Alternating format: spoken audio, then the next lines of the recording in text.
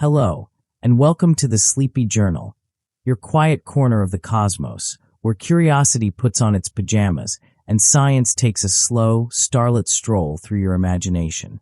Before we begin our journey tonight, I'd love to know, where in the world are you watching from, and what time is it right now? Let me know in the comments below. And if you enjoy tonight's voyage, consider giving this video a gentle like and perhaps subscribing to the channel. It helps more sleepy minds find their way here. Now then, let's begin. Tonight, we find ourselves standing at the edge of something incredible. Imagine a star, vast, burning, ancient, collapsing in on itself, leaving behind a remnant so dense, so strange, that a teaspoon of it would weigh more than Mount Everest. Yes, we're talking about neutron stars. These are the quiet tombstones of stellar giants, and yet, in their silence, they whisper secrets about gravity, time, and the very structure of matter. I do hope this isn't so interesting that it keeps you awake. But if it does, at least you'll learn something wonderful on the way to dreamland. So settle in, breathe slowly. Perhaps pull your blanket a little closer. Let your thoughts drift like stardust in the void. Let's begin our slow journey through the aftermath of a star's final breath. Let's start not in space, but in the stillness of a quiet room. Picture yourself holding a ceramic teacup in your hands. It's simple, familiar. You know its weight, the curve of its lip, the way it warms as you fill it. Now imagine this. That very cup, if it were made of the stuff found inside a neutron star, would be so heavy, so impossibly dense, that the floor beneath you would crack. The table would buckle. It would fall through your home, through the earth, all the way to the planet's core. This is the scale we're working with tonight. That is the sheer strangeness of a neutron star, something that fits in the palm of your mind, yet defies every instinct you have about how matter should behave. So what is it? In the simplest, sleepiest terms possible, a neutron star is the tiny, ultra-dense core left behind when a massive star dies in a supernova. Imagine a star, many times the mass of our sun, burning for millions of years, fusing hydrogen into helium and helium into heavier elements. But eventually it reaches a limit, a point where fusion cannot continue. Its core collapses under its own gravity. The outer layers explode outward in a dramatic supernova. And at the heart of all that violence, what's left behind is not nothing, but something smaller, quieter, and infinitely stranger. It's a star reduced to its bones. But not the bones we know. These are nuclear bones. Protons and electrons crushed together into neutrons. Particles with no charge, packed so tightly that the matter behaves like one single, enormous atomic nucleus. And yet, it's not entirely a mystery to us. Strangely, we've touched pieces of this cosmic puzzle before, not in telescopes, but in laboratories and war zones. The same neutrons that fill these stars are born, briefly, in nuclear reactors and atomic bombs. But in those instances, they're wild, unbound, dangerous. In a neutron star, they are held in place by gravity so strong it warps time and space itself. Let's bring it back to scale for a moment, because this is where the human imagination begins to falter. A neutron star can be as small as a city, say, 12 to 15 miles across. That's about the size of Los Angeles. But within that city-sized sphere lies more mass than 1.4 times our sun. It's like squeezing a skyscraper into a grain of rice, and then multiplying it by billions. The result is a surface where gravity is so strong that if you dropped a marble from just 3 feet up, it would hit the ground at nearly 4 million miles per hour. And yet, despite all this violence and pressure, they endure. Quietly spinning in the void, like frozen beacons of a death that was so bright, it outshone entire galaxies for a moment, and then left this quiet ember behind. Now let's turn to something more personal. Why should we care about neutron stars? After all, they're far away, silent, dangerous. But in their extreme state, they mirror something deeply human. They are remnants, survivors, the densest, most pressure-packed pieces of what once was a blazing force of life. They carry memory. They carry gravity, not just physical, but emotional. We, too, are sometimes compressed by life. Sometimes we shine, and sometimes we collapse. We change forms. We endure. Neutron stars, in that way, are not just physics, they are metaphors. They are a kind of poetry written in gravity and silence. They remind us that even in death, something can remain. Something can spin and shine and pulse. They remind us that endings in the universe are rarely final. They are transformations. And tonight, as you drift gently into sleep, I invite you to hold that thought softly. That even in the collapse of something once great, a new, impossibly dense kind of beauty can emerge. To understand a neutron star, we must first follow the long and fiery life of the star that came before it, because no neutron star is born quietly. It is, in truth, the final whisper of a story that began in firelight and ends in something strangely still. Stars are born in clouds, great, soft billows of gas and dust floating silently through the vast interstellar dark. These are nurseries, places where gravity gathers the scattered breath of the universe and begins to pull. Slowly, gently, relentlessly. Imagine it like this. Picture a quiet lake undisturbed. Now drop a single pebble into it. Ripples spread out, but under the surface, there's another force, a swirl that gathers, condenses, folds in. That's how a star begins. A single ripple in a cloud of hydrogen begins to collapse inward. The gas grows hotter, denser, until pressure ignites something truly extraordinary, nuclear fusion. The baby star opens its eyes, so to speak.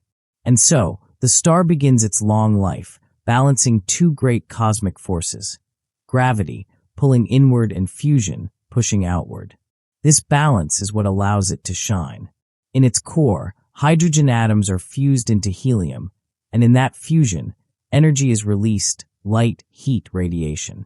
This is the same light that warms our planet, the same light that dances on ocean waves, that guides birds home. But stars like us age. For smaller stars like our sun, the end comes gently. They puff up, shedding outer layers, and settle into a white dwarf, a quiet retirement.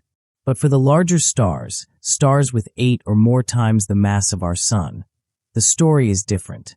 Their lives are shorter, more dramatic. They burn brighter, faster, and when their fusion fuel runs out, the results are spectacular. Let's pause here. Inside these massive stars, as hydrogen runs low, the star begins fusing heavier and heavier elements. Helium into carbon, carbon into oxygen, oxygen into neon. It's a slow climb up the periodic table, one element at a time, each step demanding more heat, more pressure. It's a little like a candle learning to burn not just wax, but wood, and then stone, and then iron. But then iron arrives. Iron is special. It's the turning point. Fusing iron doesn't release energy, it consumes it. And when a star tries to fuse iron, it begins a losing battle. Its core, filled now with iron, cannot support the weight of all that mass above it. The equilibrium breaks, and then collapse. Not a slow one, not a graceful one. This collapse happens in less than a second. Imagine a star, hundreds of thousands of kilometers wide, falling inward all at once. The outer layers come crashing down onto the core, and the result is a supernova, one of the most powerful explosions the universe can produce. For a brief moment, the star shines with the brightness of a billion suns. You could read a book by its light from across a galaxy. It tears itself apart, throwing its outer layers into space, forming nebulae that glow like ghostly jellyfish in the interstellar dark. But what of the core? The core does not explode. It shrinks. It compresses. The protons and electrons, in that moment of extraordinary pressure, combine to form neutrons. The collapse halts, not because it wants to, but because the neutrons resist being squeezed further. This resistance, called neutron degeneracy pressure, stops the collapse and leaves behind a neutron star. A dense, spinning remnant. The ghost of a stellar giant. No longer alive, not in the way we understand life, but not gone either. In this moment, the neutron star is born. Let's take a breath. There's a strange poetry in this process. That something so luminous, so powerful, can end in something small and silent. And yet, in that silence, there is more intensity than we can ever touch. A teaspoon of a neutron star would weigh more than Mount Everest. Its magnetic field would erase your credit cards from 100,000 miles away. And if it spins, as many do, it can rotate hundreds of times per second, sending beams of energy across the cosmos like a lighthouse of the dead. We call those spinning neutron stars pulsars, and we'll meet them properly a little later. But for now, let's stay with the death of the star. Because it isn't just an ending, it's a beginning. The supernova explosion spreads heavy elements across the galaxy: gold, silver, uranium.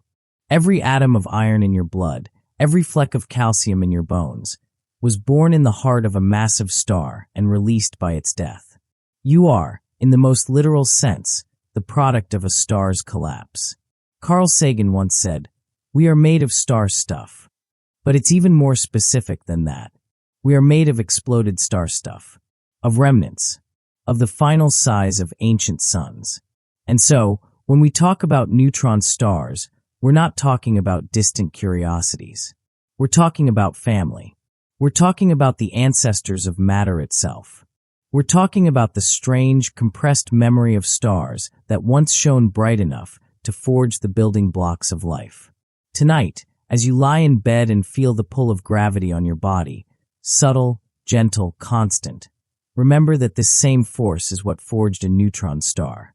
The same gravity that keeps your feet on the ground is the force that collapses stars and creates new beginnings from celestial endings. And so, with every heartbeat, you echo the stars. With every breath, you borrow atoms that once circled suns now long gone. And somewhere, far away, a neutron star spins, a silent reminder that death in the universe is never the end. It's just a change of form. Close your eyes for a moment. Imagine walking across a desert of stone so hard, so perfectly smooth, that your footsteps make no sound. The sky is black, even at midday. No atmosphere, no wind. Just silence. Beneath your feet isn't sand or rock, but a kind of matter you've never known. Denser than anything found on Earth, unyielding to even the fiercest pressure. This isn't fantasy. This is the surface of a neutron star. But to truly understand what lies beneath, we must go deeper, into layers more alien than science fiction, more extreme than our dreams can easily hold. Let's begin at the crust.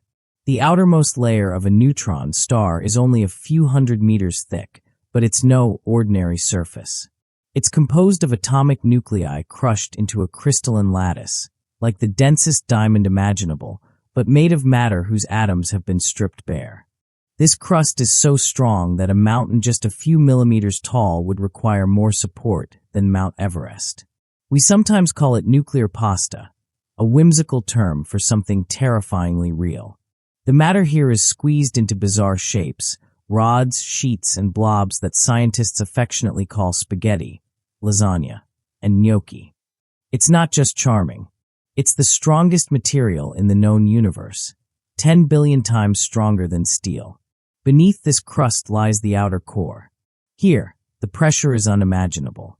The atomic nuclei that made up the crust can no longer hold their shape. They dissolve. Protons and electrons are forced to merge, creating a sea of neutrons, a superfluid ocean of neutral particles.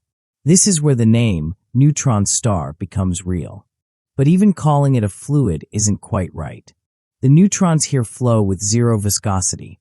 They don't resist motion at all. Imagine a fluid that could slip through the tiniest cracks without slowing down, that could swirl forever without ever settling. It's like quantum quicksilver, strange and silent, obeying the laws of physics only reluctantly. And within that sea, there may be other, exotic things. Some theories suggest that deep inside this ocean of neutrons are fragments of the old protons, quarks, roaming free. Quark matter is something we've never seen in the wild, but it may exist in this core, where the pressure is so intense that even the structure of the neutron itself begins to break down. Imagine that, not just atoms crushed, not just nuclei broken, but the very subatomic building blocks of matter melted into a strange new state. We don't know exactly what happens at the very center of a neutron star. It may be a solid core of quark matter. It may be something stranger still, something no equation has yet described. This is one of the few places in the universe where quantum mechanics and general relativity wrestle for dominance, and neither wins. We have names for these theoretical layers: the inner crust, the outer core, the inner core, but in truth they are guesses. Informed, beautiful guesses, painted with the brushstrokes of particle physics, astrophysics, and quantum field theory. And yet no probe can reach it. No telescope can see it. We must rely on echoes. Ripples in space-time from neutron star collisions, bursts of X-rays, tiny shifts in the spin of pulsars. Like astronomers listening for the breath of a ghost, we infer the reality from its effects. Still, let's try to imagine the sensation of standing within that strange interior. The airless dark, the crushing gravity, the silence of a place that spins hundreds of times a second but makes no sound. If you could place your hand against the inner crust, assuming somehow you could survive, the feeling would defy comprehension. It would be like touching a trillion broken dreams, all packed so tightly that time itself would seem to slow. Now, think about what this means. The neutrons inside are not just packed together. They are coherently packed. That is, they behave like one enormous quantum object, possibly the largest quantum object in the universe. It would be like the entire core of the star breathing as one particle, trembling gently in a symphony no human ear could detect. Even the magnetic fields of neutron stars defy imagination. Some neutron stars, known as magnetars, possess magnetic fields a trillion times stronger than Earth's. These fields can distort atoms into needle shapes, tear electrons from molecules, and, if one passed within 1,000 kilometers of Earth, it could wipe every credit card and hard drive on the planet. And yet, it's all peaceful. There is no war inside a neutron star. No screaming, no shaking. Just pressure. Just gravity and quantum mechanics, folding matter into forms we never see anywhere else. And all of this in something no larger than a city. A place that could fit comfortably between the suburbs of San Francisco or the edges of Manhattan, yet contains the mass of an entire sun. Let's reflect for a moment. In the world you and I know, pressure crushes. It breaks things. Too much weight and a bridge collapses. Too much strain and a bone fractures. But inside a neutron star, pressure creates order. It's not destruction. It's compression into something deeper, stranger, and more profound. What we see as ruin, the death of a star, is not ruin at all. It's a transformation, a great reordering. Just as in our own lives, under pressure, we sometimes collapse, only to reform into something tighter, more essential. The outer fluff falls away. The core is revealed.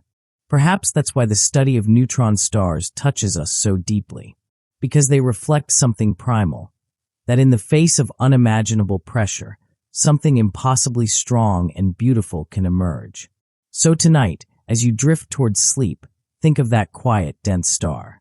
Think of its surface, smooth, dense, crystalline. Think of its core, pulsing, spinning, wrapped in mystery. And think of yourself, a fragile body, yes, but also a being of compressed memory and starlight. A being that can survive collapse and emerge still spinning. Let us begin with a sound. Not a crash or a whisper, but a beat. Rhythmic. Perfect. Like the ticking of a clock older than memory, steadier than breath. In 1967, a young graduate student named Jocelyn Bell Burnell was studying the night sky through a radio telescope in Cambridge. What she found was puzzling. A repeating signal, a radio pulse that arrived every 1.337 seconds. It was so regular, so precise, that her team jokingly labeled it LGM-1, short for Little Green Men.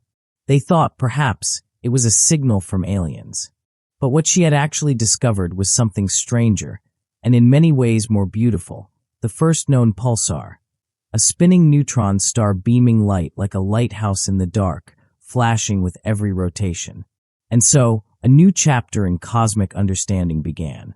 To understand pulsars, we must return briefly to our neutron star, that small, dense core left behind after a supernova. Some of these neutron stars are born spinning. And I do mean spinning.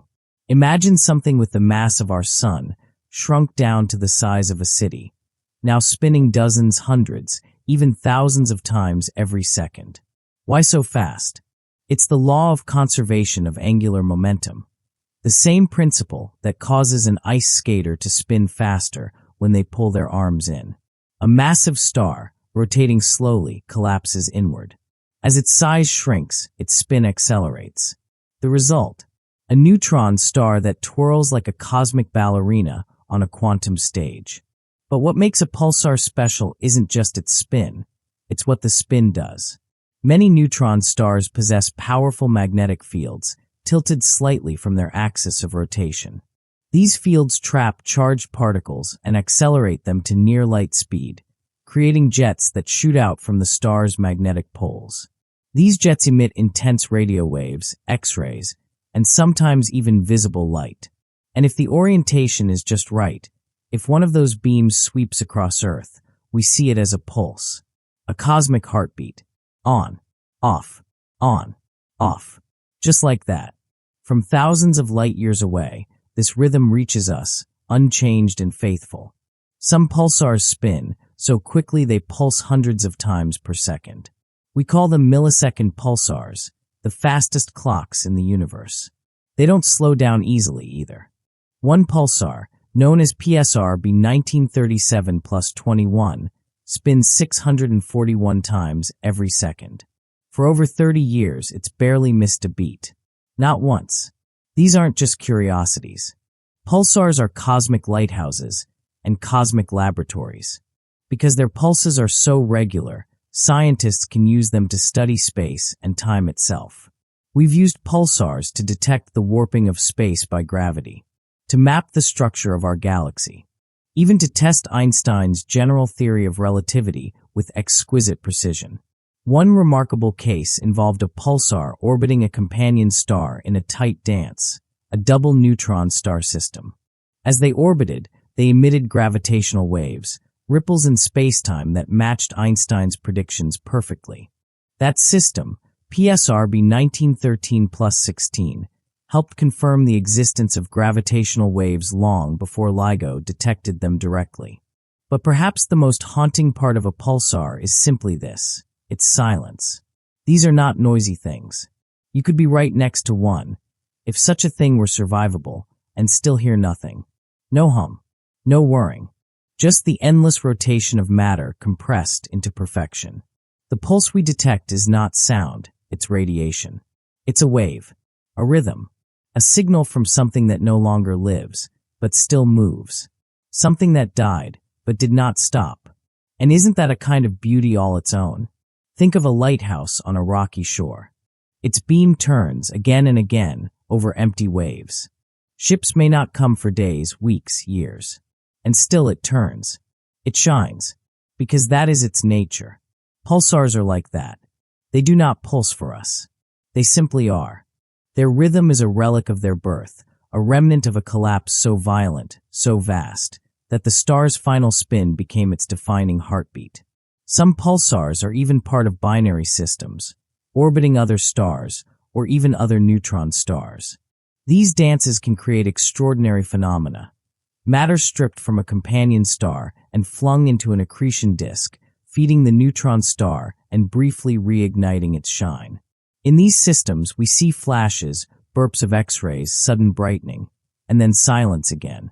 Pulsars have also been proposed as beacons for interstellar navigation. In fact, the Voyager spacecraft, still traveling through the dark beyond our solar system, carries a golden record with a pulsar map etched on it.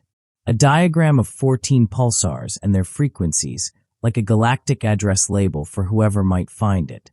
In that sense, pulsars are our cosmic fingerprints, universal, enduring, and unmistakably precise. And so, if some distant intelligence ever stumbles across our golden record, it will be the rhythm of dead stars that guides them to us. The ticking of neutron hearts, long extinguished, still echoing across the void. Now let's pause, breathe, and consider. A pulsar is a message in a bottle, a light in the dark. It doesn't care if anyone sees it. It doesn't seek an audience. It simply shines, because that's what it was born to do. Isn't there something deeply comforting in that? That even after collapse, even after the fire is gone and the fusion has ceased, a star can still shine in its own quiet way. Not with brightness, but with rhythm, with regularity, with presence. And in that, perhaps, we find a lesson for ourselves. That even in our stillest seasons, even when we are no longer at our brightest, we may still have something to offer, a pattern, a steadiness, a quiet light turning endlessly in the dark. As you drift toward sleep tonight, think of that. Somewhere, out beyond the clouds and the stars you can see, a tiny ember of a long-dead star is spinning still, sending out its silent beam. Not for you, but you see it anyway. Picture a still pond. Now imagine placing a pebble at the center. Ripples radiate outward, waves spreading through a flat, calm surface. Now change that pond into the fabric of space-time. And instead of a pebble, imagine a neutron star, a sphere no bigger than a city, but heavier than our sun. The ripples it sends are not water waves, but distortions of space, of time, of reality itself. This is the gravity of a neutron star.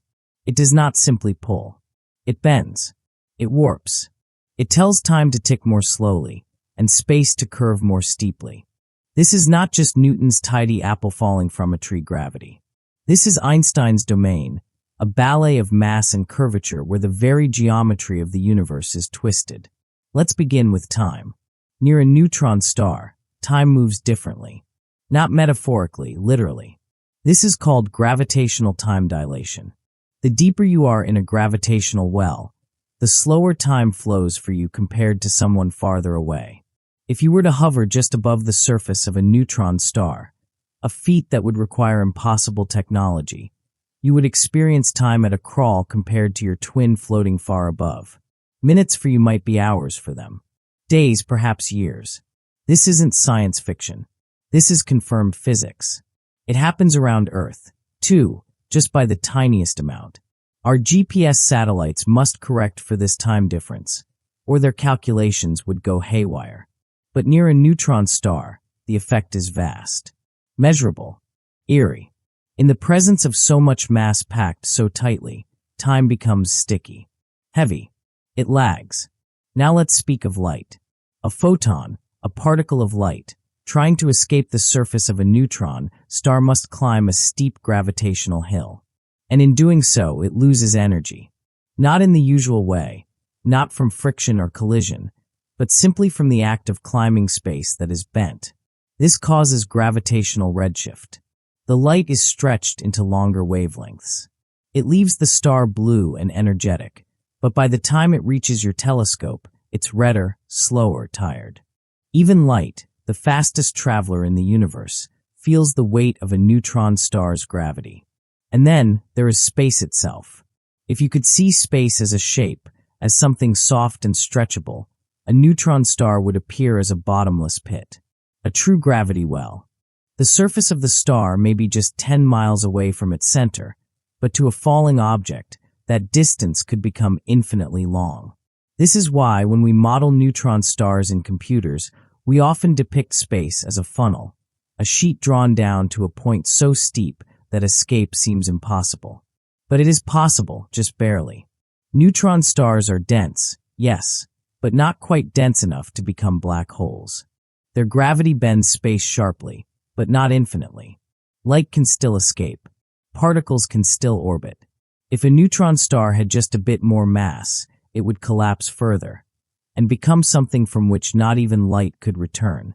This leads us to the concept of the Tolman-Oppenheimer-Volkoff limit, the maximum mass a neutron star can have before gravity wins completely, before it gives in to the inevitable and becomes a black hole. It's thought to be somewhere between 2.1 and 2.3 times the mass of our Sun. Beyond that, no matter how much neutron pressure fights back, gravity will drag it down into the event horizon. So, in a way, neutron stars live on a knife's edge. They are the last resistance before oblivion, the last place where matter still has a shape. And that shape, so small, so dense, becomes a kind of cosmic sculpture, distorting everything around it. Even orbits bend strangely near them. Imagine a spacecraft flying near a neutron star. It doesn't follow a smooth ellipse like around Earth. Its path twists, like a marble spinning near the edge of a whirlpool. A few degrees off, then more, until it spirals inward or slingshots away, flung by invisible currents in the fabric of reality. This effect, known as frame dragging, is the result of something wild, a spinning neutron star literally dragging space-time around with it. Like a spinning spoon in thick syrup, it pulls the very coordinates of space into a slow swirl. Time bends. Space curves. Direction itself becomes fuzzy. This is not science with sharp corners. This is gravity at its most lyrical, at its most strange and fluid. And in all this, the slowing of clocks, the bending of light, the twisting of space, we find something quietly profound. That gravity is not just a force. It is a storyteller. It shapes the lives of stars. It carves the paths of planets. It whispers the endings of great cosmic lives. And near a neutron star, it speaks louder than anywhere else, except perhaps the silent mouths of black holes.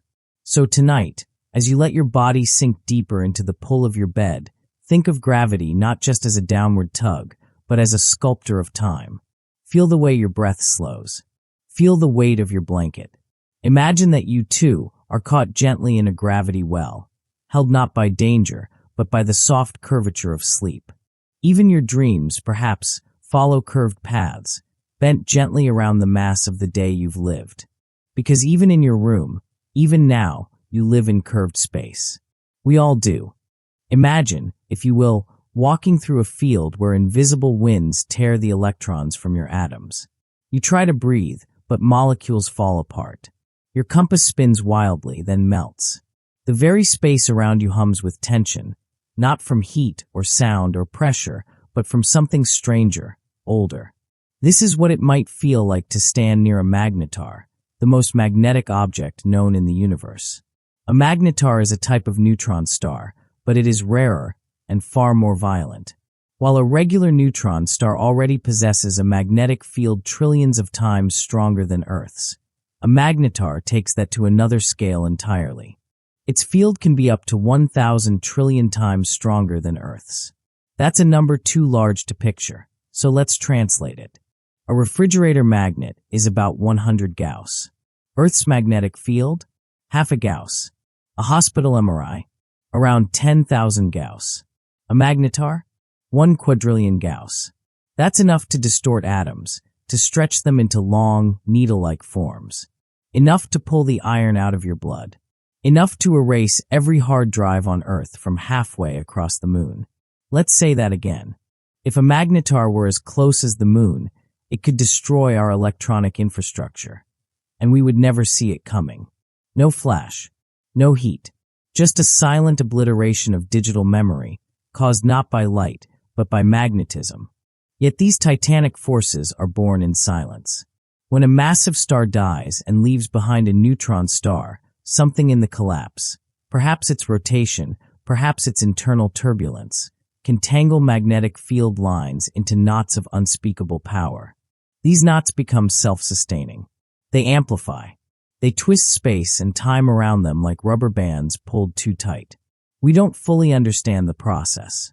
Magnetars remain mysterious, rare, and short-lived by cosmic standards. Most live only 10,000 years before their fields weaken and they become ordinary neutron stars. A blink of an eye, astronomically. They flare, they fade. But oh, how they flare. Magnetars are prone to sudden, terrifying tantrums, moments where their magnetic fields realign violently.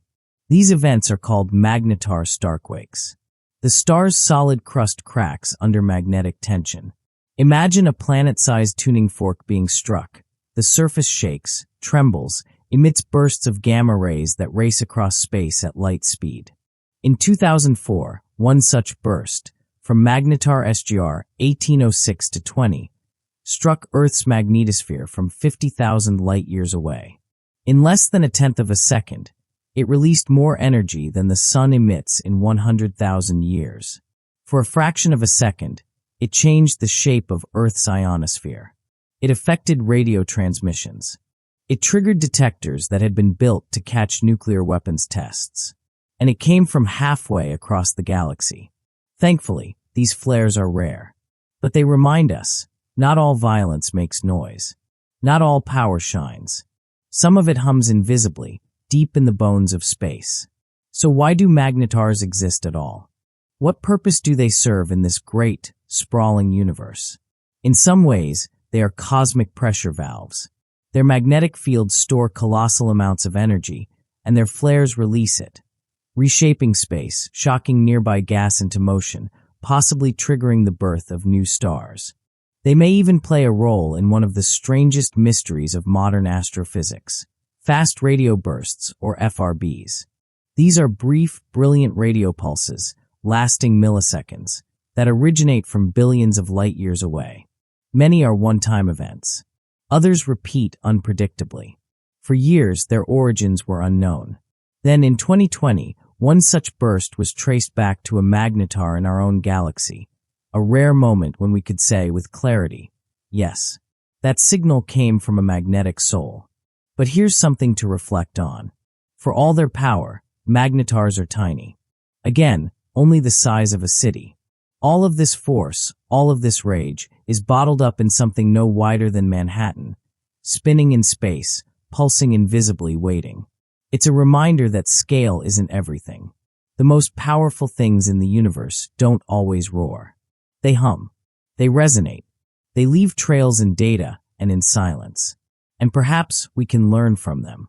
Because sometimes in our own lives, we carry tension within us. We feel the weight of invisible forces, memory, pressure, expectation. Like a magnetar's crust, we may seem still on the surface, but deep within knots form. Sometimes they release. Sometimes they flare. And sometimes, just sometimes, those inner rearrangements change the atmosphere around us. As you drift tonight, think of that tension, not as danger, but as energy. Think of the silent strength it takes to hold great force within. Think of your own magnetism, your pull, your presence. You too may be small, quiet, but you carry a field all your own. And in the universe, that is never nothing. Far out in the silent reaches of space, two stars dance. Not stars as we usually imagine them. Not glowing orbs of gas, but dark, dense, city-sized remnants. Neutron stars. Cold. Heavy. Alone. Yet not truly alone. They orbit one another with impossible grace, like figure skaters tethered by invisible cords. Round and round they go, not touching, not yet, but falling slowly inward, step by gravitational step, in a spiral that will take millions, perhaps billions, of years to complete. And then one day, the dance ends. The two neutron stars collide. But this is no simple crash. This is one of the most violent, awe-inspiring events in the known universe. It begins in silence. For eons, these neutron stars have been circling each other, their orbit tightening as they emit gravitational waves, tiny ripples in the fabric of space-time. Like dancers tiring at the end of a long waltz, they draw closer and closer, faster and faster, until their final moments arrive. Then, in a flash shorter than the blink of an eye, the two objects merge. The collision is cataclysmic. The combined mass warps space so intensely that it briefly becomes something else entirely. Perhaps a hypermassive neutron star, spinning wildly, or a newborn black hole encircled by debris. A shock wave of unimaginable energy bursts outward. Matter is flung into space at nearly the speed of light. And for the first time, we see something extraordinary. Light and gravity and gold. Because this is how the universe forges some of its heaviest elements. In the aftermath of this titanic merger, temperatures soar, and the debris becomes a crucible, fusing atoms together in ways that even supernovae cannot. Here, in this furnace, the universe crafts its most precious metals: gold, platinum, uranium. The rings on your fingers, the circuitry in your devices, the lining of your veins, may well come from such an event. You carry the memory of a neutron star collision within you. Let's pause there, because that's a breathtaking truth. That from the collision of dead stars, something new emerges. Not just energy, not just light, but substance, solid things, precious things, things that endure. Scientists call these events kilonovae because they are roughly 1,000 times more powerful than a typical nova. And until very recently, we could only imagine them. That changed on August 17, 2017. On that day, the LIGO and Virgo observatories detected a distinctive ripple in space-time, a gravitational wave from deep space. Just 1.7 seconds later, telescopes on Earth caught a flash of light in the same region of the sky. For the first time in human history, we had observed both the gravitational and electromagnetic signatures of a neutron star collision. We had caught the universe in the act. The event, named GW 170817, was a turning point. It confirmed that neutron star collisions produce gamma-ray bursts, that they forge heavy elements, and that they are among the most powerful engines of energy we have ever witnessed. In the days that followed, scientists watched the glow fade and shift across the electromagnetic spectrum, from gamma rays to X-rays to visible light to infrared. Each wavelength told part of the story. Each was a signature of atoms being born. We had never seen alchemy so clearly before. The beauty of this event lies not just in its violence, but in its harmony. Two massive objects, locked in orbit for eons, merge with such precision that their signals reach us across time and space, aligned within seconds. The universe, normally so slow to speak, gives us a moment of perfect chorus. And that chorus, once heard, cannot be forgotten. But let us imagine, for a moment, what it would feel like to be there. Not close, of course. You wouldn't survive. The radiation would vaporize you.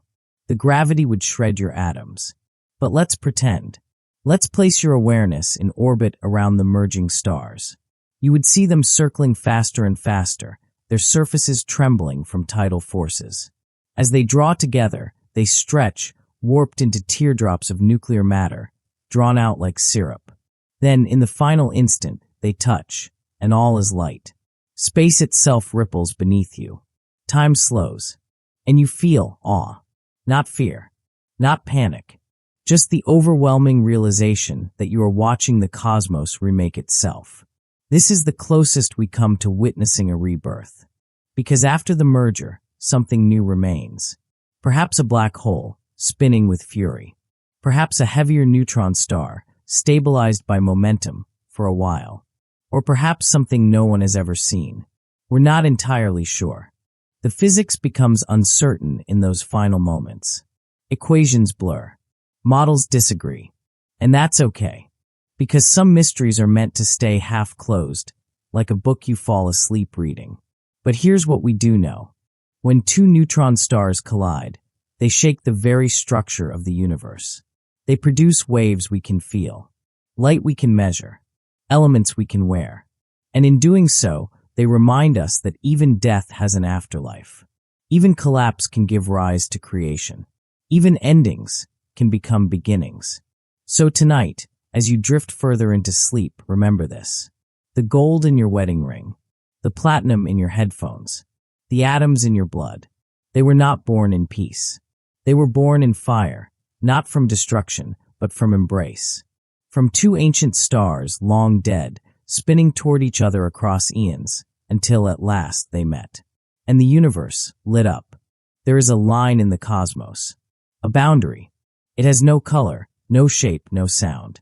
And yet, it is among the most feared and fascinating thresholds in all of science. It is called the event horizon, the invisible edge of a black hole. Step across it, and you cannot return. Not light, not time, not even thought. But just before we reach that line, just before gravity tightens its grip beyond rescue, we find the last outpost of resistance, the neutron star. Throughout this journey, we've explored how neutron stars defy collapse, how their incredible density, supported by the quantum pressure of neutrons, holds them back from slipping into darkness. But even this strength has a limit. There comes a point when even the tightly packed neutrons cannot support their own weight. When the mass becomes too great, and the star can no longer hold itself up against the relentless pull of gravity. That limit, the final threshold, is known as the Tolman-Oppenheimer-Volkoff limit, somewhere around 2.3 times the mass of our Sun. Beyond this, no force we know of can prevent further collapse. The star shrinks and then falls inward, not into a denser state of matter, but into nothingness. Or perhaps, into everythingness. A black hole is born. And so neutron stars and black holes are sisters, born of the same process, the deaths of massive stars, but separated by a whisper of mass. One resists. One gives in. One holds its shape. The other becomes a shadow. But what's truly astonishing is how similar they can appear from afar. Both are dark, small, and incredibly heavy. Both warp spacetime. Both pull light into spirals and twist the paths of nearby stars. But only the black hole crosses that final line, that event horizon from which no information escapes. With a neutron star, you can still see it. You can detect its surface, its pulses, its flares. With a black hole, the surface is gone. The shape is gone. Only a border remains, a boundary that marks where the world ends. Let's imagine it. A neutron star, pushed just beyond its limit. Perhaps it collides with another star. Perhaps it accumulates material from a binary companion. Perhaps its spin slows enough that centrifugal force no longer helps it stay up. The pressure builds. Its core surrenders.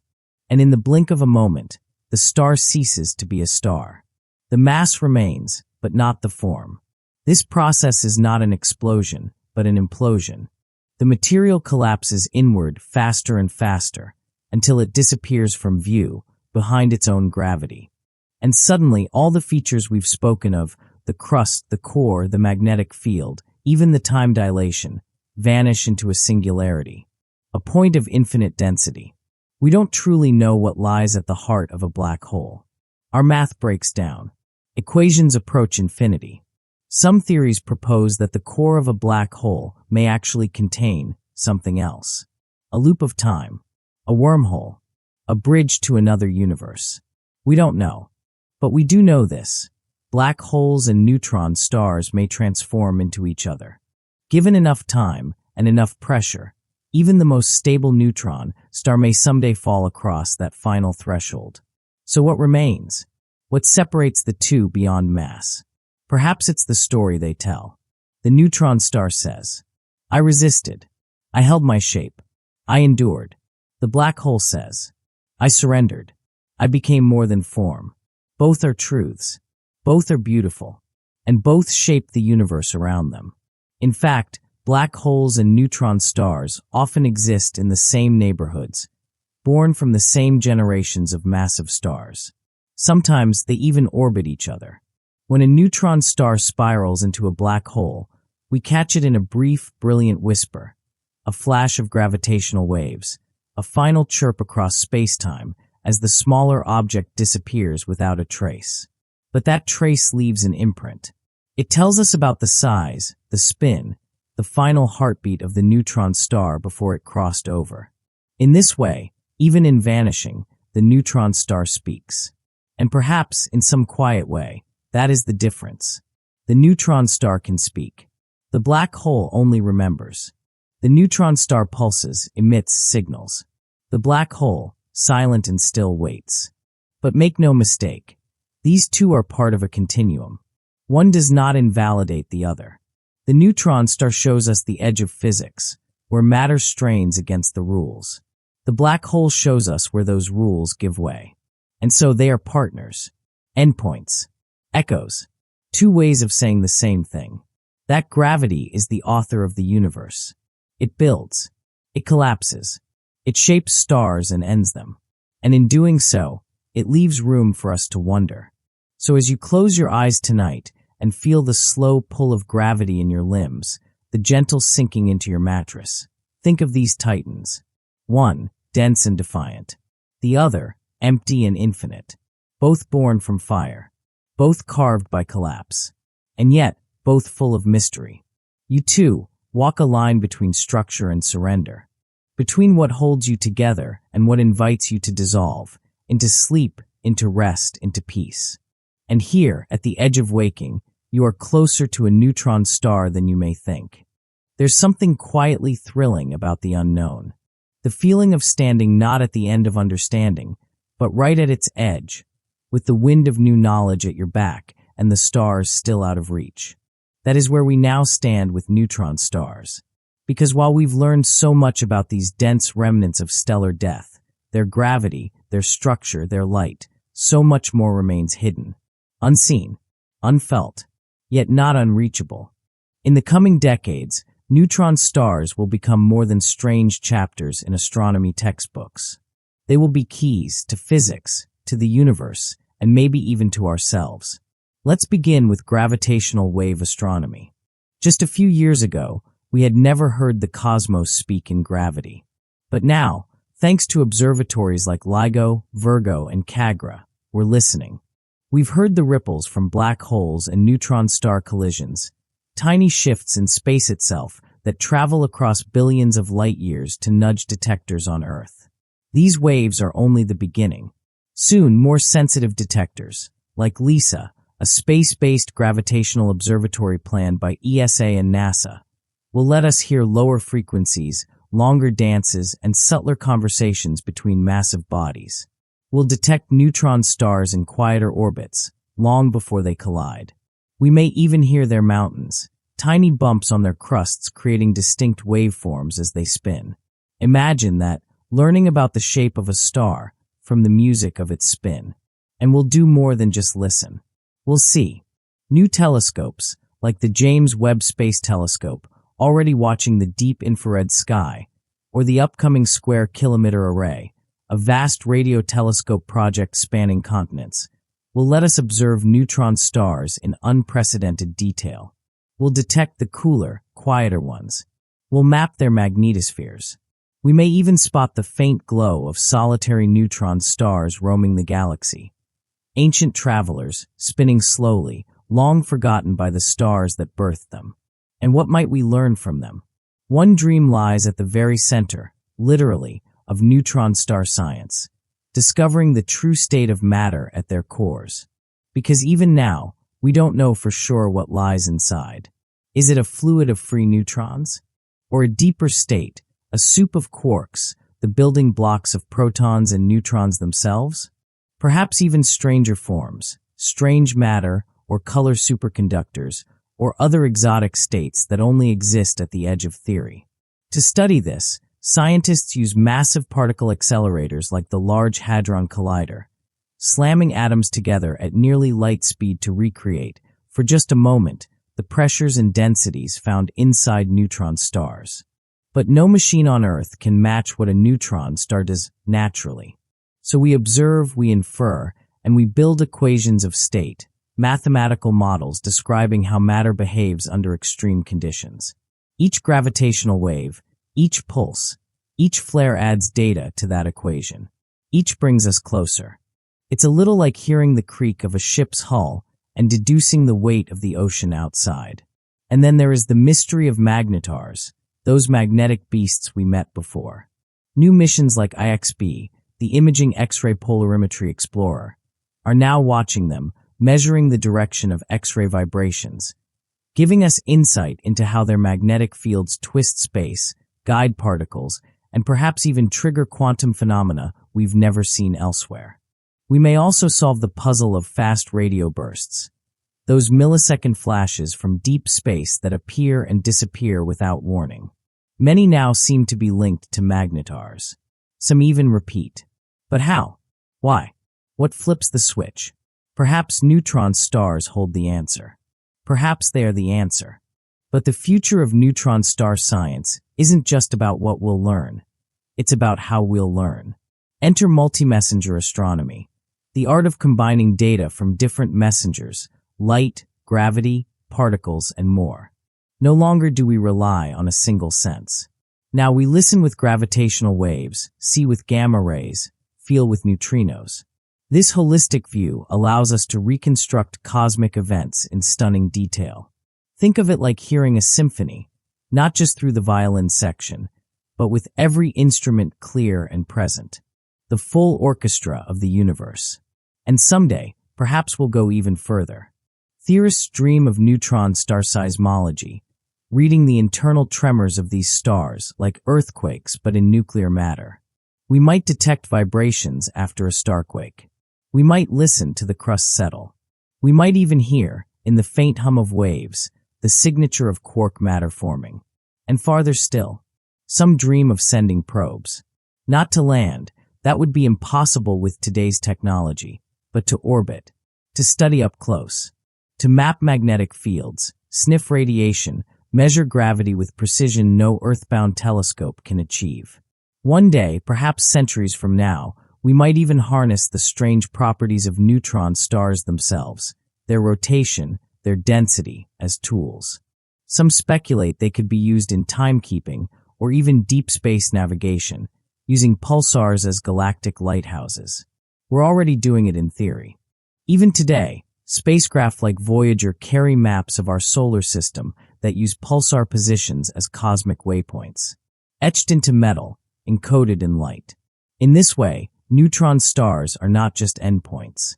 They are signposts, beacons for future travelers, anchors for lost wanderers, and perhaps guides for those who will never see Earth.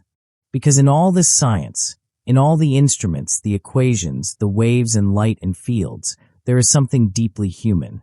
We are still learning how to listen, still learning how to ask, still learning how to wonder.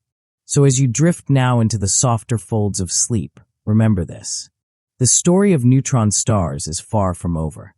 New chapters are being written every night, in observatories, in laboratories, in the imaginations of students who will grow up to ask better questions than we ever could. And perhaps one of those chapters will carry your name. And so, dear traveler, we've reached the edge of tonight's cosmic tale. Together, we've wandered through stellar graveyards, listened to the hush of colliding giants, and stood in the shadow of black holes. We've watched matter fold itself tighter than atoms allow, and heard space-time hum with the echoes of distant collisions. And we've learned that even in the death of stars, there is beauty, structure, rhythm, and sometimes gold. A neutron star is not simply an end. It is a monument to what once burned, a library of physics still being written. And in its silent spin, it reminds us of our own place in the universe. Small, yes, but not insignificant. You, like the neutron star, are the result of great forces, born of gravity and chance, pressure and time. And perhaps, like the stars, you carry your own kind of quiet magnetism, the power to affect others, not with noise, but with presence. So now, as your eyes grow heavy and your thoughts soften, I'll ask again, just as I did when we began. Where in the world are you listening from tonight? And what time is it where you are? And if you enjoyed drifting through the cosmos with me, consider leaving a like or subscribing for more sleepy science. But for now, let's rest. Sleep well, fellow traveler. Good night.